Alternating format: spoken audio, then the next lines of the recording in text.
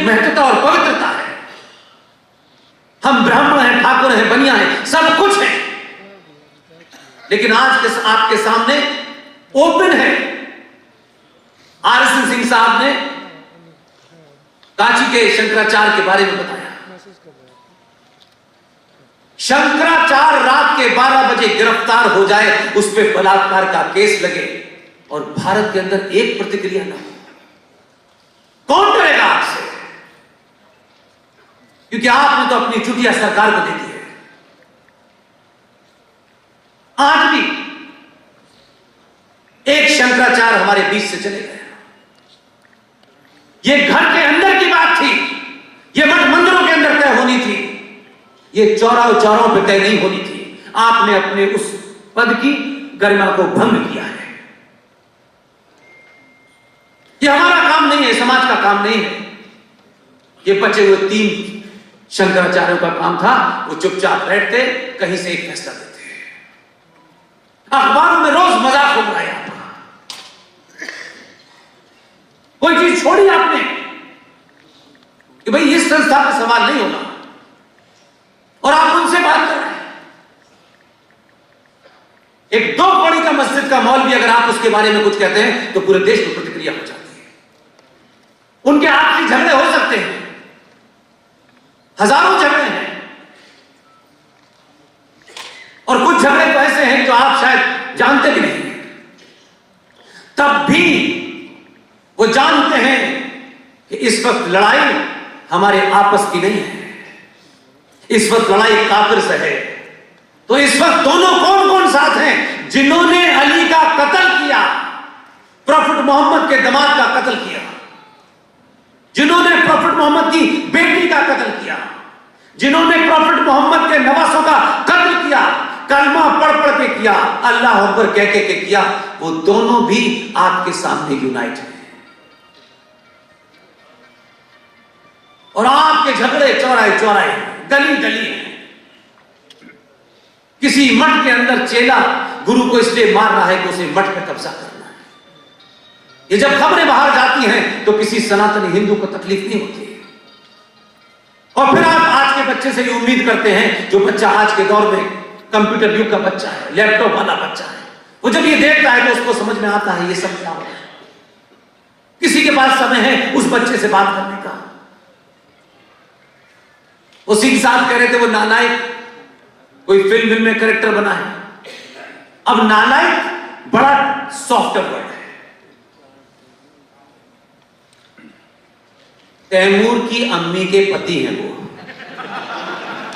ऐसे कहने में आपकी समझ में आए। हम बात पिन पॉइंटेड कहें क्योंकि हम उन लोगों से मुखातिब हैं जिन्हें 700 साल के बाद पहली बार एहसास हुआ है कि हम यादव बनिया ब्राह्मण नहीं हैं, हम सनातनी हैं।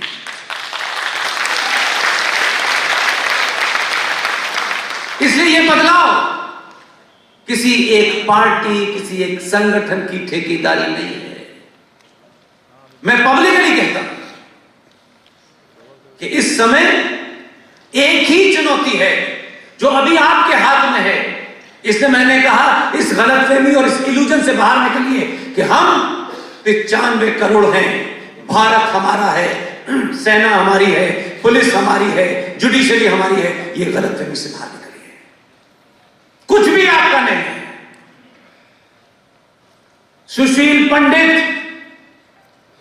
वो चलता फिरता इंसान है कि जिस दिन भी ये फटेंगे बड़ा विस्फोट होगा। मैं ये शांत रहते हैं, शांत अंदाज में शब्दों का सिलेक्शन भी बड़ा इनका सुशील होता है। इसलिए ये मत समझिए कि इनकी यही भाषा है। सोचिए जिस देश में 20 करोड़ लोग न सत्ता में है न व्यवस्था में है, उनकी ताकत इतनी है कि कोर्ट भी रात के 5 बजे कोर्ट खोल करके सुनवाई करता है।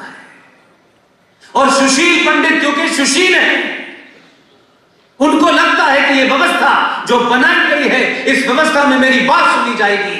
ये भी गए थे। इस देश का चीफ जस्टिस एक आदमी था, जस्टिस जगदीश चंद्र कहर। क्यों सुशील है? जेएसके। उनके साथ में एक दूसरे महान आदमी बैठे थे। सुशील ने जिस अंदाज में यहां अपना प्रेजेंटेशन दिया, उससे भी शांत भाव से कहा कि हम चाहते हैं कि जिन्होंने मेरी बहन बेटी मां के साथ बलात्कार किया है, मर्डर किया है, रेप किया है, घरों में आग लगा दी है, वो सड़कों पे जिंदा घूम रहे हैं। कम से कम आप स्टेट से कहिए उनके ऊपर कोई कार्रवाई करेगा। चीफ जस्टिस इसलिए नहीं हंसा, चीफ जस्टिस इसलिए हंसा, इतनी बड़ी त्रासदी के बाद एक आदमी आया है, वो भी कोर्ट में एक साधारण सा कुर्ता पजामा पहने खड़ा है, इसकी औकात क्या है? उसने कहा आप पब्लिसिटी के लिए आए हैं? ये सोचिए जरा, अपने दिल पे हाथ रखिए। सब कुछ हो गया है और अपनी आंखों से देख रहा है कि इस देश में जिन लोगों ने उनके मां बाप को मारा है, वो इस देश के प्रधानमंत्री के ऑफिस में बैठ करके उनसे बात करता है। क्या गुजरती होगी भाई? और चीफ जस्टिस ये कहता है कि आपको पब्लिसिटी चाहिए। इनका विनम्र निवेदन था कि अगर हम कोई ना एक्टर हैं, ना हीरो हैं, ना सेलिब्रिटी हैं, हम तो आपसे गुजारिश कर रहे हैं। हंसी और एक बहुत ही सरकास्टिक अंदाज में इनकी पिटीशन रिजेक्ट कर दी। देश बोला, कहीं प्रतिक्रिया हुई नहीं। इसे कहते हैं सिर्फ सत्ता का बदलाव राष्ट्र की सुरक्षा की गारंटी नहीं है। सत्ता देश चलाती है, वो एक जमीन के टुकड़े को सुरक्षित रखती है।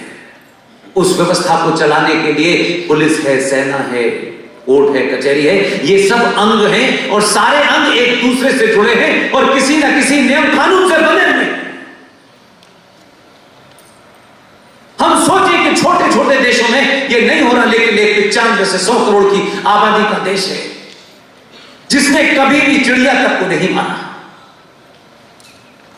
इतना लंबा उनका कालखंड है कुचलने का, लेकिन किसी पे हथियार नहीं उठाया।